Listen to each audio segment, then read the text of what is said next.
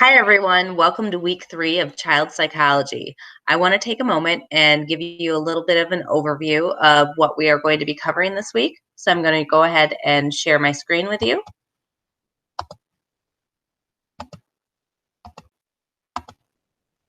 Okay, so as you can see here, we are going to focus on cognitive development.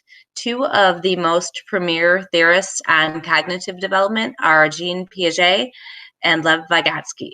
We are going to do some research looking specifically at what their theories entail, as well as how they're similar and how they are different. So as you can see in the learning outcomes, we'll be focusing on the substages of the sensory motor period, which is the first stage. We'll also be looking at the very integral concepts, schemas, assimilation, accommodation, object permanence. Those are Piagetian concepts.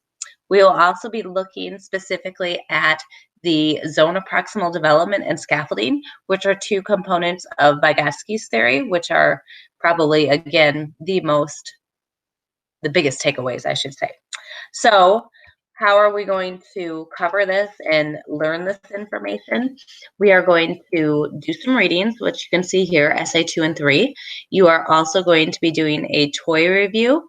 And the toy review is basically an application of some of the material that we're covering today.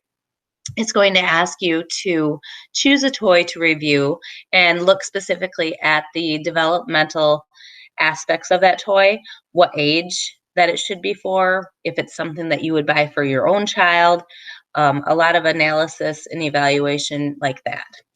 And then you will also be doing a discussion board posting comparing the two theories. It's basically going to ask you to do an example of a Piagetian concept as well as a zone of proximal development example. And the last thing you'll do is take a 6-question quiz about prenatal development. So that is what week 3 is going to look like. Please feel free, as always, to reach out with any questions that you have, and I'll be sure to get back to you as soon as I can. Have a great week, guys. Thanks.